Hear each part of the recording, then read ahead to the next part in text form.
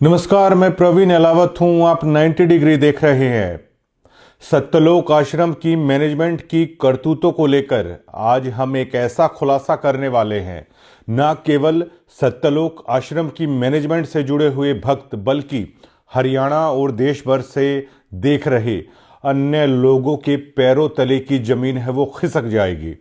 आप सभी ने सुना है कि कबीर जी का एक दोहा है कि साईं इतना दीजिए जामे कुटुंब समाए, मैं भी भूखा ना रहूं साधु भी भूखा ना जाए। लेकिन सत्यलोक मैनेजमेंट की कारगुजारियां ऐसी हैं कि भूखा रहना पड़ रहा है सत्यलोक आश्रम से जुड़े हुए लोगों को।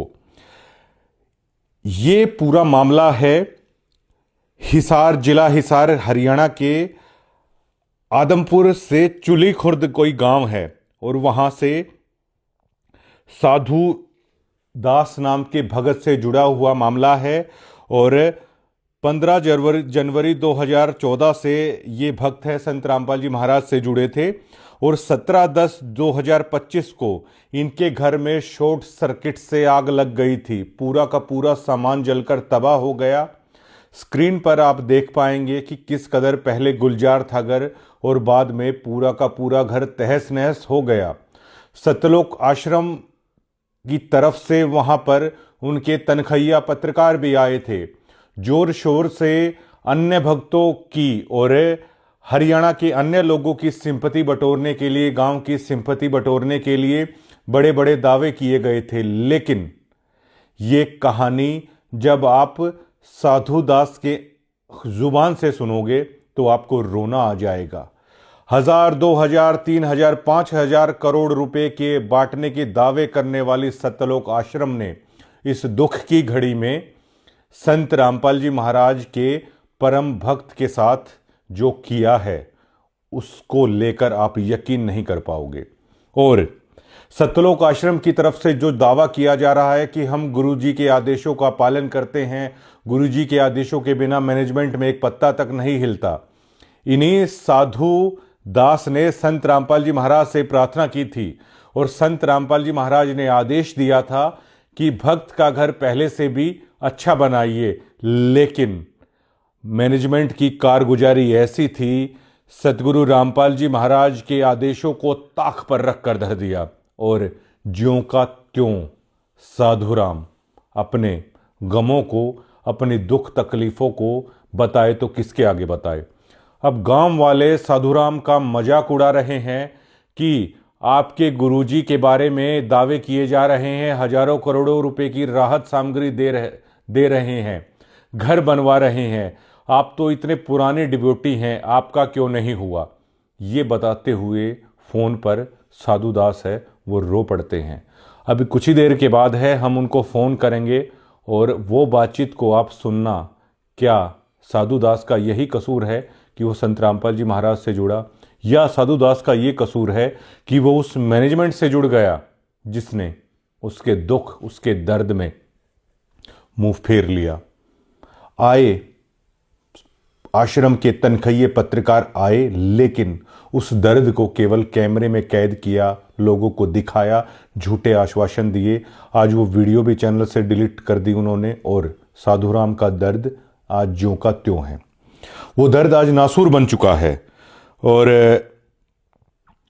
आप उन तस्वीरों को देख भी पा रहे हैं, वो वीडियोस भी हैं और आप स्क्रीन पे देख पाएंगे कि जो लाल धागे में लिपटे हुए ये 5 जो देख रहे हैं आप गोल गोल, जो सत्यलोक आश्रम से जुड़ा है वो इसे आसानी से समझ जाएगा कि पाठ जब करवाया जाता है तो नारियल के साथ ये चीज़ें दी जाती हैं। ये उस बात का सबूत है कि इन्होंने ज्योति के भी पैसे दिए, पाठ के भी पैसे दिए।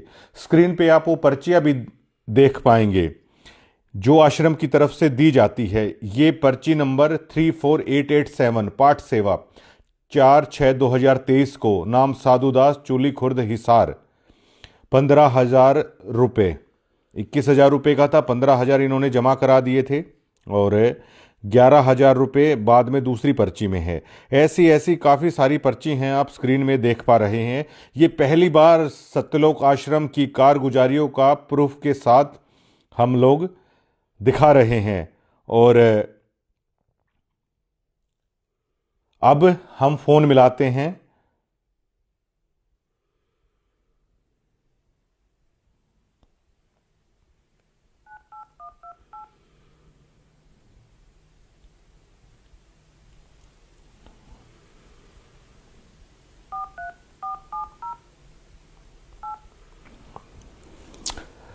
आप सिहर उठेंगे साधु दास की ये कहानी सुनकर।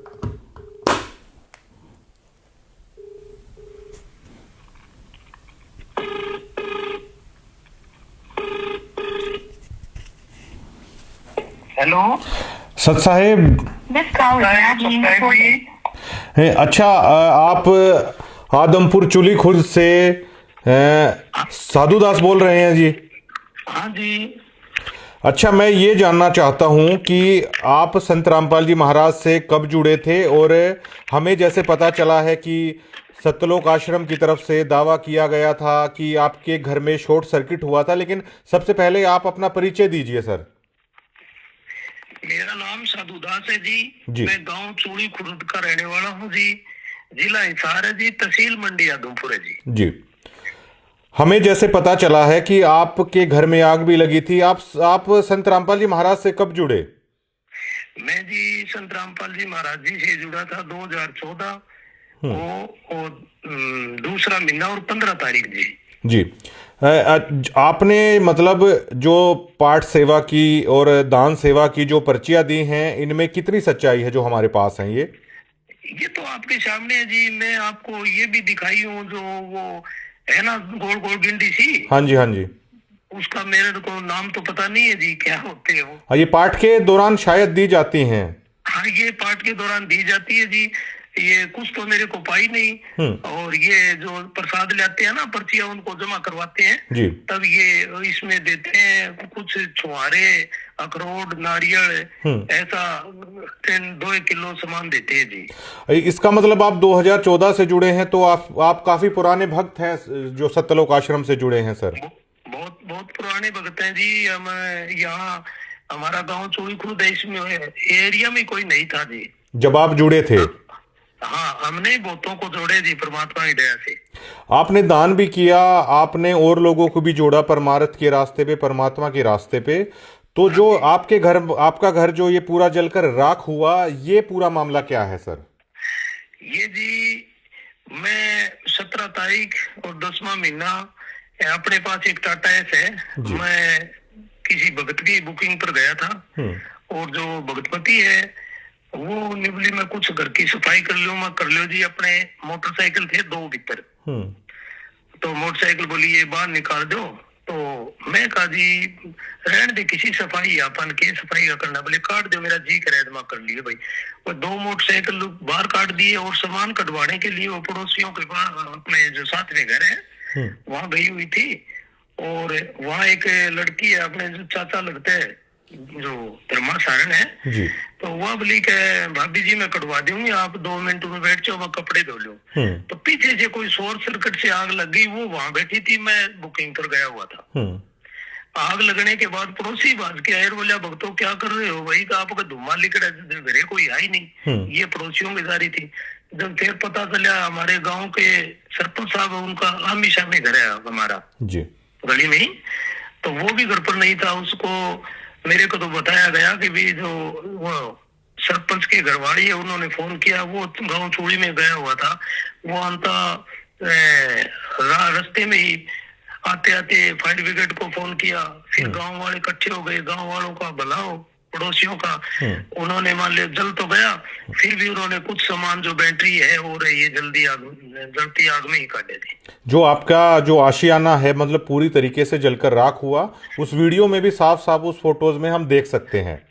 बिल्कुल जल के नष्ट हो गया जी। अच्छा, अब मुझे जहां तक पता चला है, क्या इसको लेकर आपने संत रामपाल जी महाराज से ये अरदास की थी घर के लिए, और क्या उन्होंने आदेश दिया था मैनेजमेंट को कि ऐसे ऐसे भक्त का घर जो जला है वो बनवा देना चाहिए? वो मैनेजमेंट ने उस आदेश का पालन नहीं किया। इसके बारे में कितनी सच्चाई है इन दावों में? देखो जी, मैंने पहले तो गुरुजी से बात नहीं की। पहले मैं जो ये गांव में पाइप देते हैं ना, हाँ, उनको पाइप दीवाने गया था आग लगने से पहले, जी। गांव चोड़ी कला में जी, ठीक है जी।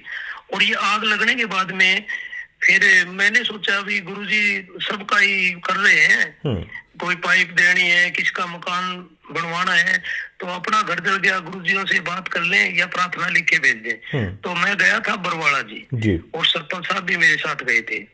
सरपंच साहब मेरे साथ गए थे, उन्होंने आपकी जो वो पैड होती है ना, वो पर्चा, उस पर लिख के दिया भी ये हमारे गांव का साधुदास बहुत पुराना भगत है, और ये कोई साई पर गया हुआ था बुकिंग पर, और पीछे से आग लग गई, इस गरीब का बिल्कुल जो घर है वो जल के सवा हो गए।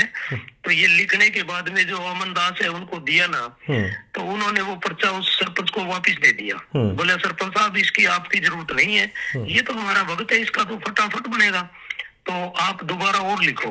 तो एक मेरे साथ भगत और गया हुआ था, तो उसने भी वो दोबारा लिख के पर्चा सरपंच वाला वापस दे दिया, वो उनको फिर दे दिया। तो मेरे भगत जी उन्होंने ऐसा व्यवहार किया ना, सरपंच की भी बेइज्जती करी, भाई आपकी जरूरत नहीं है।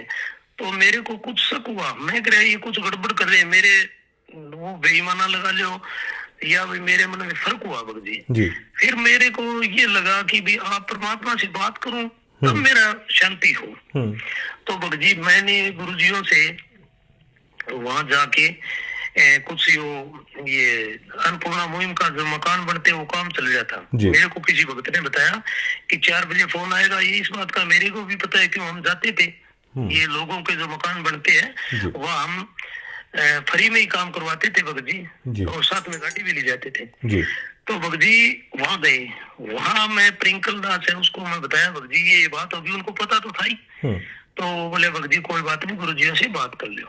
वो इतनी बार में भगत जी गुरुजियों का फोन आ गया। मैंने कहा परमात्मा ये बात हो गई, दास का सारा घर जल गया और भगतमती रो रही है। बोले बेटा जान बची तो ना खो पाए, फिर क्या बात हुई, कोई बात तो नहीं, परमात्मा की भक्ति करो। और प्रिंकल भाई यूं काम कर बेटा, भगत का पहले से घर बढ़िया बना दे, और जो जले वो सामान पहले से ज्यादा कर दो। अरे बेटा क्यों घबराओ, घर पहले से ढाटा भर देंगे। वहां से मैं आ गया भगत जी। आने के बाद में वो फतेहाबाद जिला है, वो प्रिंकल दास ने हिसार ये कोऑर्डिनेटर है कि मेरे को तो पता नहीं, मनोज दास इसके पास वो जो वीडियो रिकॉर्ड है वो सेंड कर दी। मैं बोला भगत जी ये तो पहले इनको पता है, ये तो संभाल ही नहीं रहे, बोले आप इनसे बात करना। तो मैं मनोज ने मैं कह रहा भाई एक बात था, आगे तो देखो आ रही यार, आए नहीं आप हमारे को घर में। बोला भाई साहब टाइम नहीं लगेगा, टाइम लगेगा तब आ जाएंगे। मनोज दास जो महाराज जी के छोटे बेटे हैं वो नहीं, जो मनोज है सीसा का, अच्छा सीसा, शायद गुरुजी के लड़के नहीं है ये। और अमन दास इसको मैं जानता नहीं, ये रोहतक के कहाँ के है। हाँ हरियाणा कोऑर्डिनेटर है अमन दास, हरियाणा कोऑर्डिनेटर। तो इन के बाद दूसरे या तीसरे दिन मैंने फोन कराया भगत जी, तो इन्होंने जवाब दिया कि गुरुजी ने कहा कि रामजादा ऐसे ही करता है, इसका कोई जरूरत नहीं है। मैं बोला भगत जी ऐसी बात, गुरुजी भगवान है वो, उन्होंने मैं बात करी तब उन्होंने ये बात कही, तो दोबारा ऐसी बात नहीं बोलेंगे वो। और बोले आपके पास तो मोटरसाइकिल है, टाटा हैस है। तो मैं बोले भाई ये किस्तों की है, जो भी मैं साधन ले आया हूँ, मैं आश्रम में फोन किया हूँ, फोन करवाने के बाद में 25,000 रुपए पाट के दिए मैं हर साधन के, और इनकी किस्त भी भरता हूँ। मेरे परमात्मा की दया से सब कुछ है, लेकिन अब मेरे यह जो झूंपड़ी है इसमें आग लग गई। मैं आपसे ये नहीं कह रहा मेरे पास साधन नहीं, साधन है ही, गुरुजी ने साधनों में तो नहीं किया ना। अच्छा इन्होंने ये कहा कि गुरुजी ने कहा है कि ये हरामजादा तो इसी तरह करता रहता है। हाँ ये बात कही है, और जबकि मैं जेल में भी मेरी गुरुजियों से बात हुई है, मेरे बहुत लाड करे भगत जी। गुरुजी को लेकर तो शायद कोई यकीन ना करे कि संत रामपाल जी महाराज भी कभी ऐसा बोल सकते हैं। नहीं भगत जी, गुरुजी कह नहीं सकते ऐसे जी। गुरुजी अंतर्यामी है, मेरे को ये भी पता है भगत जी कि जो गुरुजियों ने कहा नहीं कि बेटा तेरा जाओ भी प्रिंकल दास इसका पहले से ज्यादा घर भर दो, और बेटा घबराने की जरूरत नहीं। तो मेरे को ये भी विश्वास है इन्होंने तो जो चाल चलाई है वो चल गई, पर बाकी भगत जी मालिक तो करेंगे। तो जब और इन्होंने क्या क्या इस मुद्दे पर आगे आप बता रहे थे उसे कंटिन्यू कीजिए। मैं भगत जी धनाना आश्रम में भी गया जी, तो इन्होंने ये कहा कि भाई आप हमको पता चले कि आप गुरुद्रोही हो, पवन से मिले हो। अच्छा। मैं बोला भगत जी फिर मेरे को वहाँ आप मेरे को बुरा बताओ, मेरे को रीस आ गई भगत जी। मैं बोले भाई आपको कौन गुरुद्रोही बता रहे हैं, कौन पवनदास है? मैं तो भाई साहब से किसी मिले ही नहीं, जानता ही नहीं, मेरी बात कराओ। तो उन्होंने बात भी नहीं कराई। बोले कोई बात नहीं भगत जी, आप मिले नहीं हो तो फिर क्या बात है? बोले आप परमात्मा से माफी मांगो। मैं किस चीज की माफी मांगू बताओ? परमात्मा से 100 बार मांगू, मेरा ही घर जला, मैं क्या किस चीज की माफी मांगू? माफी मांगू आप, मेरी परमात्मा से बात हुई है या मेरी दोबारा बात कराओ, मेरी संतुष्टि हुई जी। तो इन्होंने भगत जी ये बात नहीं की। तो मैंने ये जो पर्चियों वाली दान वाली बात है, आज तक हमारे गाँव में आगे पता कर लो, किसी को नहीं बताई थी। मैंने तो ये जो शब्द लिया हूँ यही कहा हूँ कि ये परमात्मा संत रामपाल जी महाराज ने दिया। आज भी पूछोगे तो आपको गांव में एरिया में यही बताएंगे। तो मेरे को भगत जी इन्होंने यही शिक्षा दी थी कि भगत जी अगर आपने जो दान किया है, पहले की बात है, अगर जो यूं कह दिया मैंने दे दिया तो आपके सिर पर मार पड़ेगी, आपको ये मुझे दूध पकड़ के ले जाएगी। मैं डरता बताता अपनी भगत जी ये आग लगी है नहीं जो मेरे को रीस आई है। माँ जी परमात्मा से ही बात करेंगे फिर, भाई मालिक आपने तो ये कहा था इसका घर बन जाए, तो आपका ये कहना नहीं माना तो मैंने आपकी दान वाली बात बता दी जी। तो इन्होंने जो सतगुरु महाराज का, आपके गुरु का जो आदेश था, उस आदेशों की भी मैनेजमेंट ने धज्जियां उड़ा कर रख दी। बिल्कुल धज्जियां उड़ा दी जी। और जी बताइए। और ये एक चीज की और मेरे को धमकी दे रहे थे जी। बोलिए आपकी नो एंट्री हो जाएगी, पीड़ा पर्चा आ जाएगा। तो मैं कहा साधु दास एक गरीब घर में जन्म जरूर लिए, भगत जी आपकी धमकियों से डरने वाला नहीं है। एक बार मरना है, एक बार जीवन मिलता है, कोई दिक्कत नहीं है। तो मेरा पीड़ा पर्चा तो 17 तारीख को आग लगी उसी दिन ही आ गया था जी। ठीक है। अच्छा ये बताइए आप, जो ये पीले पर्चे का बहुत सारा जिक्र होता है, ये पीले पर्चे का डर क्या है? जो मैं भक्तों के अंदर देखता हूँ बहुत डरते हैं पीले पर्चे के नाम पर। भगत जी मेरे को तो ऐसा लग रहा है भाई, आप वैसे राजनीति की बात नहीं करते जी। मेरे तो दिमाग में ये बात है, जैसे कोई सरकार के खिलाफ बोलता है वो तो होता है देशद्रोही, ठीक है जी, आपका हक मांगे। और इन्होंने ये एक षड्यंत्र बना रखा है कि इनके जो खिलाफ बोलेगा, इनकी कोई सच्चाई उजागर करेगा तो इन्होंने पीले पर्चे का डर बिठा रखा है जी। आपकी नो एंट्री हो जाएगी। उस नो एंट्री के बाद मतलब क्या फर्क पड़ता है आप लोगों पर? ये कहते हैं आश्रम में नहीं आने देंगे जी। अच्छा साधुदास जी मुझे ये बताइए कि हरियाणा में हर कोई आदमी जानता है कि अगर एक आपके पास छोटा हाथी का बच्चा वगैरह आप चलाते हो क्या? हाँ जी, ये अपने किस्तों पर है। अच्छा किस्तों पर है। अच्छा ये बताइए कि हरियाणा में हर आदमी जानता है कि मतलब आप अपना दिहाड़ी मजदूरी एक तरीके से करके अपना पेट पाल रहे हैं। खूब जानते हैं भगत जी, खूब जानते हैं जी। अच्छा ये बताइए आप, तो ये जो आप दान करते थे, आपने काफी सारा दान भी किया है परमात्मा के नाम पर, तो एक दिहाड़ी मजदूरी करके मतलब आप इसका मतलब आपने तो बड़ी मशक्कत से वो पैसा जोड़ के दान में किया है, आपकी तो खून पसीने की वो कमाई थी। भगत जी 2 रुपए ब्याज के लेके भी किया है, जो ब्याज वाले अभी तक मांगते हैं पैसे। अच्छा जो पाठ और जो आपने बाकी दान की जो सेवा की है। हाँ भगत जी इन्होंने ये शिक्षा दी थी जी कि एक हिसार के अंदर ऑटो वाला है। अच्छा। ऑटो वाले का जो किस्तों का जो लोन था वो पूरा हो गया, उसने दोबारा लोन लेके इकट्ठे आश्रम में 2 लाख रुपए दे दिए, ऑटो चलाता है वो। तो आप क्या नहीं कर सकते भगत जी? देखो कि ये ऐसी प्रेरणा करते हैं भक्तों के अंदर जी। ये कौन करता है ऐसे? ये भगत जी ये भक्तों में फैलाते हैं बात। अच्छा। भक्तों के अंदर जिक्र करते हैं और वो फिर एक दूसरे के आगे करते हैं। मैं तो समझ गया भगत जी, क्या पता ये आग कोई भलाई नहीं लगी हमारे। और भगत जी आप यहाँ आके पता करोगे नहीं जी, तो आपको दोनों गांव में, हमारा गांव चूड़ी कला और खुर्द साथ में मिलता है ये जी। सरपंच 2 है, पंचायत 2 है इनकी।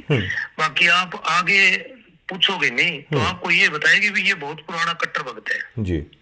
हाँ वो तो आपसे बात करके भी लग रहा है, और आपने जो चीज़ें प्रोवाइड कराई हैं वो उसके पुख्ता सबूत हैं। अच्छा ये बताइए कि जो सतलोक आश्रम में जो लोग दान कर रहे हैं, आप दान के प्रति इतने जागरूक हैं, ये इतना दान आप मेहनत मजदूरी करके या ब्याज पे भी उठा के, ये किस प्रेरणा से मतलब आप लोग करते हैं?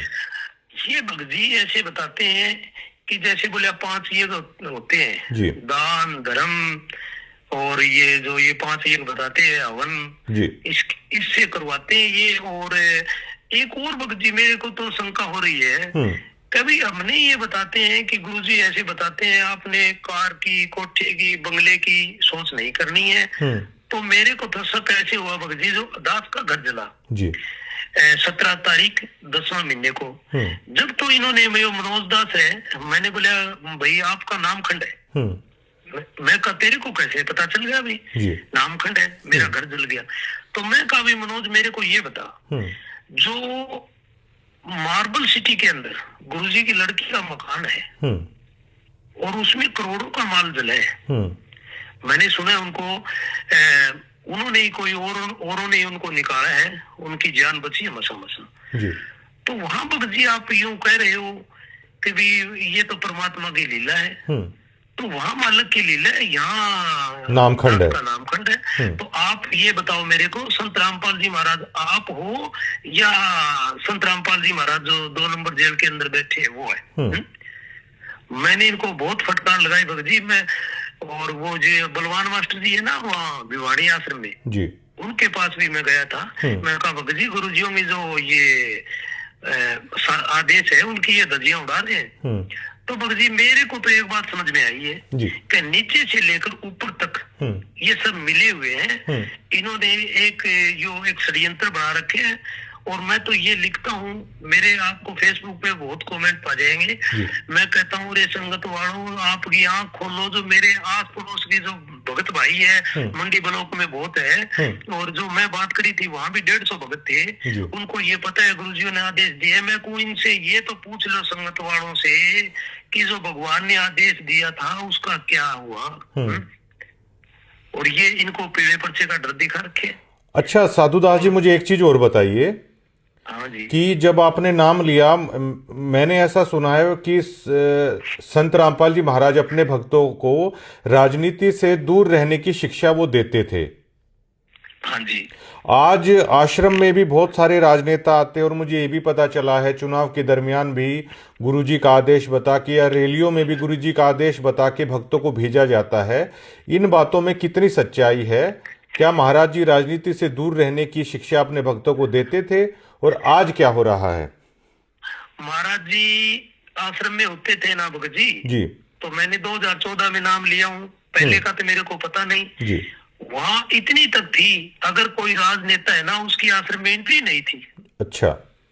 हाँ, और जो अभी है नहीं भगत जी, आपको एक और गुप्त बात बताऊं मैं, हमारे गांव में सरपंची का इलेक्शन हुआ था। अच्छा। और गुरुजी के लड़के को वहाँ जो एक जेल वार्ड है हमारे गांव का है, उन्होंने कहा था कि आपके भगत है वहाँ, तो आप मेरा भाई खड़े हैं तो सरपंची के बारे में आप कह देना अभी वोट दे दे। तो ये मेरे पास फोन आया था हिसार से, और ये मेरे को आप कभी भी मान लो आप सामने कर लेना, ये मैनेजमेंट वाले जितने भी है मैं उनको सामने बता दूंगा ये बात जी। हाँ, और 2019 में कांग्रेस पार्टी के लिए इन्होंने पीला पर्चा निकाला था, और अभी के लिए ये जो बीजेपी का चुनाव था इन्हों को वोट दिवाए थे भगत जी। और ये मूर्ख इतने हैं, मेरे को तो इन पर रीस भी आती है भगत जी संगत वालों पर, जानबूझ साची इंतजार करे झूठे से ने ऐसे की संगत प्रभु सुपने में ना दे। इनको जानबूझ के ये मान लो जो सच्चाई है उसको तजड़ लग रहे। मैं इनसे पूछता हूँ कि भैया हमने कहा कि नहीं कहा, ये जो वोटों के लिए ये कहने लगे, परमात्मा तो ऐसे कहते हैं कि अगर घर का भाई खड़ा हो जाए नहीं उसको वोट दे दे, उसकी सपोर्ट नहीं करनी है, उसके साथ गांव में नहीं फिरना है। बताओ, तो ये बात है भगत जी।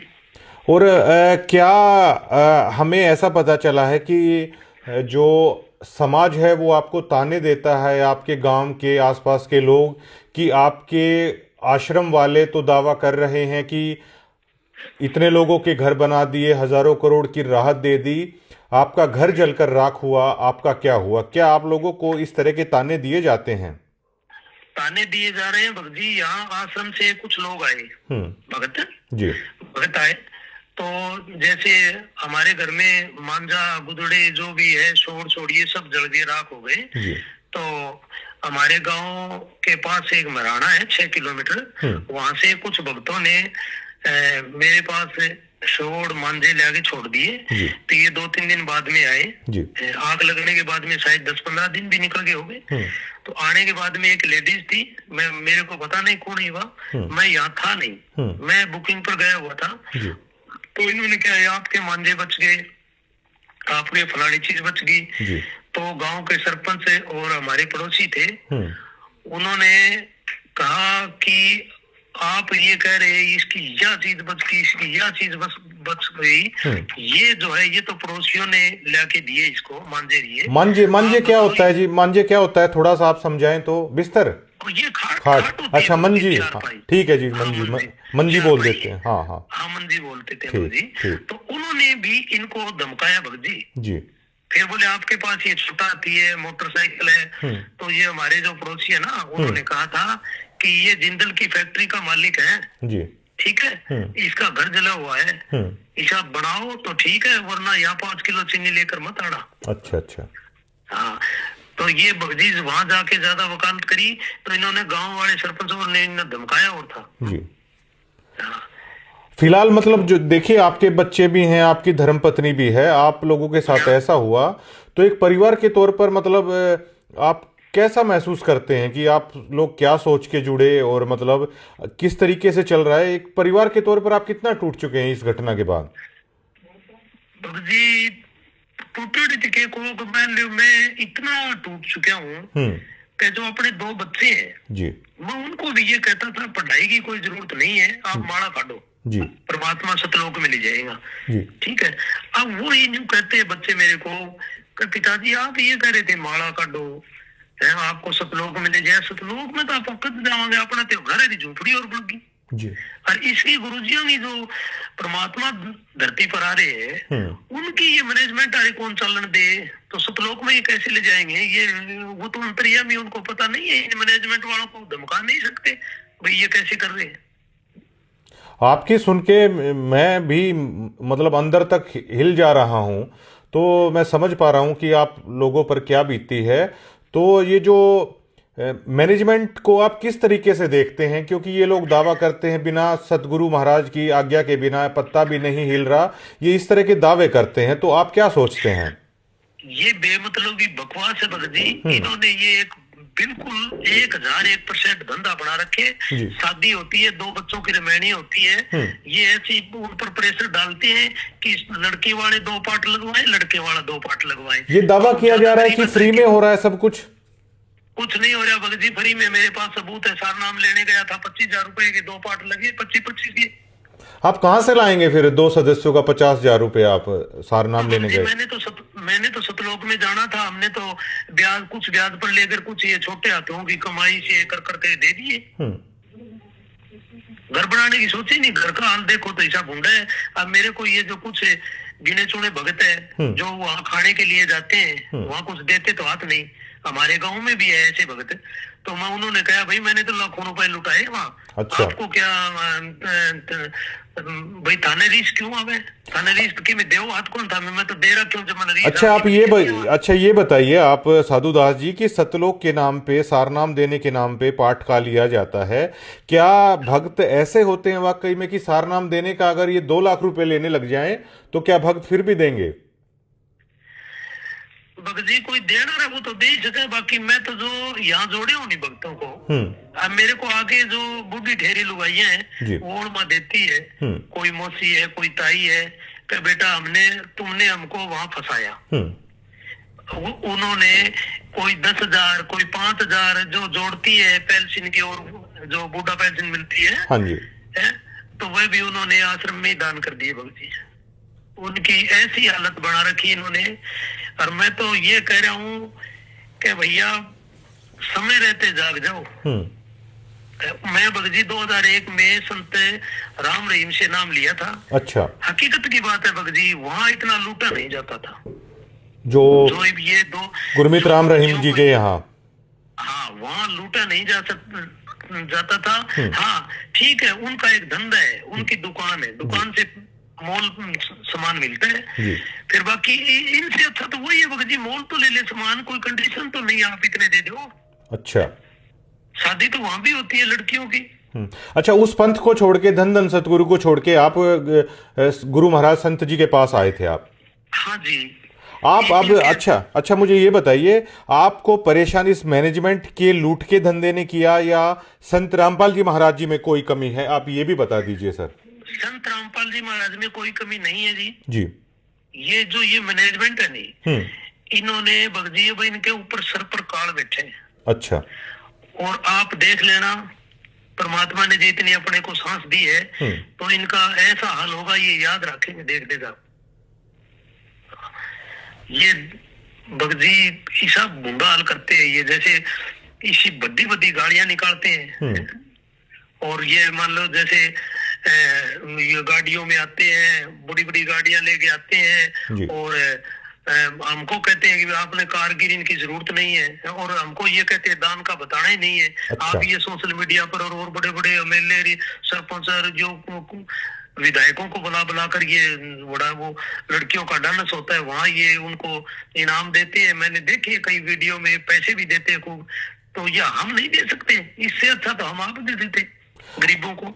अच्छा, ये बताइए कि आप 2014 से जुड़े, तो 2014 के बाद से आपकी कंडीशन ये है कि आपका घर जल के राख हो गया। तो ये जो लोग हैं इनकी कंडीशन क्या है? ये तो बहुत महंगी महंगी गाड़ियों में चल रहे हैं। कंडीशन क्या है भगत जी? मैंने आपको गुरुजियों की लड़की का मकाम बताया। ये पहले ये 2014 में ये किस हालात में थे? आज तो मतलब इनका लाइफस्टाइल अगर आप देखेंगे तो आप अंदाजा नहीं लगा सकते कि कैसे हो रहा है सब कुछ। तब ये भगत जी ये बीगी बिल्ली थे। अच्छा। नहीं था इनके पास जब संत जी थे, जब गुरु जी बाहर थे? हाँ, तब कुछ नहीं था इनके पास। अच्छा। हाँ, और गुरुजी थे वो तो आमी सामी बात हो करती, परमात्मा इनको अब इनको पता नहीं है भगत जी भी परमात्मा अंतर्यामी है, वो वहां भी बैठा आपको देख रहे हैं जी। इन्होंने मेरा तो सबसे ज्यादा भगत जी भाई, आप कह रहे हो नहीं भाई, मेरे को भी अंदर से न्यू महसूस होता है कि भाई ये जो संगत है, बेचारी भोली संगत है, इनका क्या बनेगा? मैं तो इनसे निकल गया, मैं तो परमात्मा आएगा तभी बात करूंगा। अच्छा, ये बताइए कि क्या आप मानते हैं कि जो ये संत जी से जुड़े हुए मैनेजमेंट के लोग हैं आज जिस तरह की लग्जरी लाइफस्टाइल जी रहे हैं, तो बिना मेहनत की बजाय आप लोगों का दिया हुए पैसे पे ये सभी हो रहा है? कितनी सच्चाई मानते हैं आप इस बात में? 1001% है भगत जी। जी। और ये एक बात और बताऊं भगत जी? हाँ जी। ये झूठा दावा करते हैं कि भी जो संत रामपाल जी महाराज के जो ये बेटा बेटी है, ये किसानों के खेत में बैठे हैं और कि जो अब बाढ़ के टाइम आते हैं, ये बिल्कुल झूठी बातें हैं। ये कुछ हासिल करना चाहते हैं, मेरे को तो पता नहीं, या राजनीति में आते होंगे। और बाकी ये महंगे महंगे स्कूलों में पढ़ते हैं। ये सब इनके काम हाई लेवल के चलते हैं भगत जी। ये लोग दिखावा करने के लिए आते हैं। और बाकी जैसे ये अन्नपूर्णा मुहिम के द्वारा मकाम बनते हैं, ये अगर इनको फोटो बनवानी होती हो तो एक एक चक ले गए, और वरना ये तो हाथ ही नहीं लगाते जी। बताओ। अच्छा, ये बताइए कि आपके दिल पे क्या बीतती है जब लोग आपको ताने देते होंगे कि संत रामपाल जी महाराज से जुड़ के आज आपके हालात क्या हैं, तो आपकी मनोस्थिति क्या होती है, आपकी, आपके परिवार की, आपके बच्चों की? तो मतलब क्या चलता है आपके अंदर जब लोग ताने देते हैं आपको? भगत जी, चलता ये है कि जैसे 2014 से जुड़ा था जी है, अब लोग कहते हैं कि तू संत रामपाल जी महाराज की खातिर ऐसे कहता था, ऐसे कहता था। क्यों? जो हमारे गिरी पंथ का एक डेरा है चंडीगिरी का, तो यहाँ एक वो मनसा गिरी जी थे, फौजी थे महात्मा, तो उनके साथ मेरी लड़ाई भी हुई थी। उन्होंने कहा था कि भाई ये आपने पुस्तक बांटी तो आपको ये कर देंगे, ये कर देंगे। तो उनके साथ मेरी खूब लड़ाई हुई थी। उन्होंने कई दिन से वो गाना भी चलाया था, जो वो वहाँ केदारनाथ में बाढ़ आई थी ना, लोग मरे थे। हाँ। उसके नाम पे और गुरुजियों के नाम पर उसके वो सेम गाना निकाला था। हाँ। तो मेरी बहुत गुरुजियों के जो सत्संग लाइन है भगत जी, जो नाम दीक्षा देते हैं, मैं यही कहता था संत रामपाल जी महाराज पूरे विश्व में ही एक ये तत्वदर्शी संत है, और कोई धरती पर ज्ञान है ही ना इनके सिवा। तो मेरी बहुत उमंग थी भगत जी, भक्तों को बहुत जोड़ता था, गाड़ी में ले जाता था। और वो उन उमंगों पर इन्होंने हमारे गांव में या एरिया में मेरे को बोलने जो का नहीं छोड़ा। और लोगों ने मेरी मजाक बनाई है कि ले ले टिंडे ले लिए कितने। मैं एक भी उनको कहूँ भाई गुरुजी ठीक है ये कर रहे हैं गलत सारा गुरुजी। जी, तो इन लोगों का कहाँ ठिकाना बनेगा जब आप जैसे श्रद्धावान की श्रद्धा को इन्होंने तहस नहस कर दिया? क्या मानते हैं आप? ठिकाना बनने लग रही है भक्ति। तो इनके जो संगत जुड़ी हुई है, जैसे आपने सोजत का देखा होगा, वहाँ तो एक बच्चे की मौत हुई है, एक वो जो उसकी माता जी है कौन है वो, उनके भी कोई टाबर टिकर होने वाला था, वो भी मेरे जान में अभी बीमार है, वो झटका लगे। हाँ, आज भी एक्सीडेंट में आश्रम में आए हुए थे राजस्थान के कुछ किसान या जाट नेता थे, तो उनकी भी आज एक्सीडेंट में मौत हुई है। ये भी मामला काफ़ी चल रहा है। अच्छा सर, ये बताइए, ये और मुझे बताइए आप, क्या आप इस पूरे मामले में जो मैनेजमेंट है, क्या वो जातिगत भेदभाव क्या होता है वहाँ पर? क्या आप ये मानते हैं आपके मामले में कोई जातिगत भेदभाव भी हुआ? जातिगत भेदभाव जी, जैसे इनको हमारे जो घर है ना, हाँ जी। इनको पता चला कि भी ये एक दानक समाज से, दानक जाति से बिलोंग करता है जी, तो इन्होंने उस परमात्मा के आदेश को ही खारिज कर दिया इन्होंने, सिर्फ इसलिए कि जातिगत आधार पर आप मानते हैं? बिल्कुल करते हैं भगत जी। परमात्मा के बच्चे हैं, झूठ नहीं बोलते। तो और जो एक और बात बताऊं भगत हाँ जी, हाँ जी, जैसे फतेहाबाद एरिया में मकाम बनते हैं, जी, हिसार जिले में मकाम बनते हैं, जी, जो गुरुजियों के लिए इतने गंदी भाषा बोले, जिन्होंने बाठे मारे, हाँ, उन्हीं लोगों के ये मकान बनाते हैं, क्योंकि उनका एरिया है, ये कोऑर्डिनेटर है या कोई सरपंच के कहने से उनकी जान पहचान वालों के मकान बनाते हैं। मैं आप खुद सेवा में गया हुआ हूँ। अभी मेरे को जब तो मेरे आंखों के आगे पट्टी बंधी हुई थी, हाँ, और अपना खुद का घर जाए तब मेरी ये आंखों की पट्टी खुली है भगत जी। तो परमात्मा तो कहते हैं कि वो जो परमात्मा होगा, पूर्ण संत होगा, वो समदृष्टि रखेगा, वो चाहे जातिगत हो चाहे धार्मिक हो, किसी के साथ भेदभाव नहीं करेगा। तो क्या ये उससे उलट चल रहे हैं? ये समदृष्टि किमी को रखा भगत जी, कुछ ही समदृष्टि को नहीं इनकी जे, इनका जे मैं बताऊं कि था ना, अब जैसे हमारी ये वीडियो आई है जी, अब और भी आएगी, मैं के रुकने वाला नहीं हूँ जी। इनका जोर चल ले तो ये गोली मार दे, समदृष्टि तो क्या नहीं रखे, ये गरीब ने खा जा जी। आश्रम के ऊपर जो संत महाराज जी की फोटो है, उसके ऊपर लिखा हुआ है कि धानक रूप रहा करतार। भगत जी, ये जो परमात्मा है नहीं, उस पर तो लिख रखे ये धानक रूप रहा करतार। हाँ, ये ऐसा नहीं मानते हैं। ये जो पहले हमने अंग्रेजों का जो वो राज था, ये मुगलों का बोलते हैं ना, ये उससे गए गुजरे हैं ये लोग, जो मैनेजमेंट वाले हैं। हाँ, ये उनसे भी गए गुजरे हैं। मैं तो अब इनको मिलाकर देखे नहीं तो इनसे जो अंग्रेज लोग थे ना, वो बहुत अच्छे थे।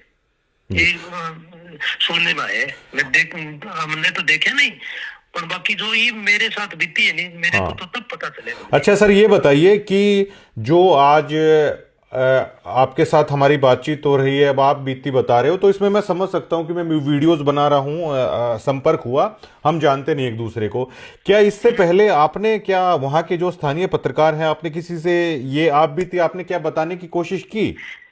बताइए जी, जो हमारे यहाँ रमेश ढाका यहाँ आया था। हाँ, रमेश ढाका आया था यहाँ, पत्रकारिता करके सारी चीज देख के गया था। वो आपके पास मैं वीडियो भी भेज दूंगा थोड़ी। और उनको ये जो आश्रम वाले हैं उनको पैसा दे दिया और वो चीज को दबा दी, उनने अपने चैनल से डिलीट कर दी। अच्छा, जो वीडियोस आपकी बना के लेके गए थे? हाँ, बना के ले गए। उन्होंने कह दिया आश्रम वालों ने कि भाई ये वीडियो हटा दे, हमने कुछ देना लेना तो है ही नहीं जी। तो हाँ, उसको पैसा दिए, ये वक्त जी कुछ न कुछ दिए जी, सदी वो गीत गाता फिरता है जी। तो आपका बहुत बहुत शुक्रिया, और जल्द ही एक वीडियो इंटरव्यू भी है आपके साथ, हम कोशिश करेंगे कि आपको मतलब वीडियो इंटरव्यू भी हम लोग करें। बिल्कुल भगत जी, परमात्मा की दया से गरीब घर में जरूर है। हाँ जी, पर हम डरने वाले नहीं है जी, मरना एक ही दिन है जी। और ठीक है। और मैंने आप जैसे भक्तों से ही सुना है कि संत वजन कभी खाली नहीं जाता। जो गुरु महाराज जी ने आपको कहा था कि वो घर पहले से भी बेटर होगा, तो हम भी भरोसा करते हैं कि उनका वचन खाली नहीं जाएगा। हाँ, उस दिन के बाद भगत जी मेरा काम 4 गुना चलता है। परमात्मा की दया से बैठे तो बड़े हुए मकाम में, ये फिर एक ही दम तो जी पूर्ति कैसे पूरी हुई, जी। फिर वो तो मालिक है। अच्छा सर, ये बताइए कि जो फिलहाल आश्रम के अंदर है, बहुत सारे लोगों के साथ ऐसा हो रहा है, मुझे बताया है लोगों ने, और जो नए जुड़ना चाहते हैं उनके लिए आप क्या मैसेज देना चाहेंगे कि उन्हें क्या करना चाहिए? क्योंकि देखिए, ये जोड़ लेते हैं उस पुस्तक के द्वारा, उस वाणी के द्वारा आदमी जुड़ता है कि हाँ, ये ज्ञान बिल्कुल ठीक है, लेकिन वो जाएगा तो इन्हीं के आश्रमों में। तो आप क्या कहना चाहते हैं? भगत जी परमात्मा की दया से मैं तो यही कहना चाहता हूँ कि यहाँ जो जुड़ेगा ना, वो अभी तो पहले तो ये बुला फुसला के जुड़ाएंगे, फिर उसको दान दत्ते की बात करेंगे जी उनको आपको ही पता चल जाएगा इनके पास कुछ नहीं है जी। मैं तो कोई इनके आश्रमों में जाऊं ही ना, मेरे को तो मेरे पर तो बीती है भगत जी। अब आप क्या संत रामपाल जी महाराज की भक्ति आपका परिवार करता है क्या? संत रामपाल जी महाराज के जो नियम बताए नहीं गुरु जी ने, वो नियमों पर है, और हम आश्रम में नहीं जाते भगत जी। अब वहाँ जो टुकड़ा खाते हैं नहीं, वो ही हमें बस ऐसे लगता है कि ये इस गरीब का दान दिया हुआ है। क्यों भगत जी, मैं 2014 में जाता था ना, तब नेपाल से राजस्थान से भगत आते थे, उनके 2-2 फुट की लगोटी होती थी और पुराने कपड़े होते थे भगत जी, और फिर भी वह दान देते थे भगत जी। तभी मेरे को ये लग रहे है कभी यहाँ इनका अन्न खाना भी गलत है। जी जी जी। हाँ, इनका जो अन्न खावा नहीं वो ही गलत है। और मैं तो ये कहूँ भाई, गरीब संगत, जाग जाओ जाग जाओ जाग जाओ, ठीक रहोगे, नहीं मारे जाओगे। आप देख लो धनाड़ा आश्रम की, आप पीछे इसी की बात है भगत जी, एक हिसार के पास एक गांव है, उसका लड़का गया हुआ था, 17-18 साल का एक ही लड़का था, बीए में पढ़ता था वो जी। ठीक है भगत जी, और वहां दुर्घटना में मारा गया। तो परमात्मा तो ये कहते हैं ना कि भाई बाप से पहले बेटा नहीं मरता, तो इन्होंने मर्यादा सब भक्तों की खंड करवा रखी है जी, मर्यादा खंड करवा रखी है भगत जी। ऐसे ही मरण लग रही है भगत, और इनकी आंख कद खुलेगी पता नहीं मेरे को। बहुत बहुत शुक्रिया तमाम बातचीत करने के लिए जी हमारे साथ। ठीक है जी, सत साहिब जी।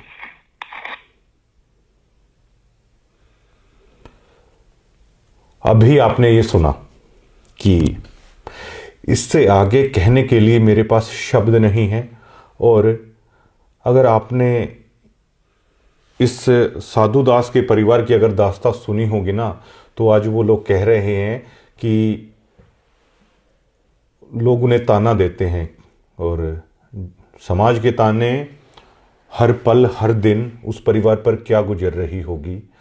और जो लोग कह रहे हैं कि कमेटी संत रामपाल जी महाराज के बिना तो कमेटी कुछ करती नहीं है, गुरु महाराज के आदेशों को भी ताक पर रख दिया। ये मैं नहीं कह रहा हूं, 2014 से जो भक्त जुड़े हैं वो कह रहे हैं, और उन्होंने यहां तक कह दिया कि 2 रुपये सैकड़ा पर पैसे उठा के उन्होंने दान किया, और ये कह रहे हैं कि ये दान कुपात्रों को दे दिया गया, उनके पैसों पर मौज उड़ाई जा रही है। 2014 में जिनके हालात कुछ थे, आज वो लग्जरी गाड़ियों में घूम रहे हैं, आलीशान महल हैं उन लोगों के पास, लेकिन साधु दास जैसे लोगों के घर हैं वो जलकर राख हो गए। ये अकेले साधु दास की कहानी नहीं है, पता नहीं कितने ऐसे भक्त हैं जिनकी श्रद्धा को, जिनके अरमानों को रौंद दिया गया मैनेजमेंट ने, और जिनके सपने, जिनकी श्रद्धा जलकर राख हो गई। 90 डिग्री अब उन तमाम लोगों की आवाज बनेगा, हम सिर्फ इतना कहना चाहते हैं। और अगर आप भी सतलोक आश्रम से जुड़े हुए हैं, कोई अपनी बात रखना चाहते हैं, फ़ोन पे बातचीत आप कर सकते हैं, वीडियोज़ इंटरव्यू कर सकते हैं, नाम ना बताने की शर्त पर भी आप हमें सारी जानकारी दे सकते हैं। और अगर आप ऐसा करते हैं तो आप घबराइए मत, आप उस परमपिता परमात्मा के रास्ते पर ही चल रहे हैं, क्योंकि सच के साथ परमात्मा होता है। शुक्रिया।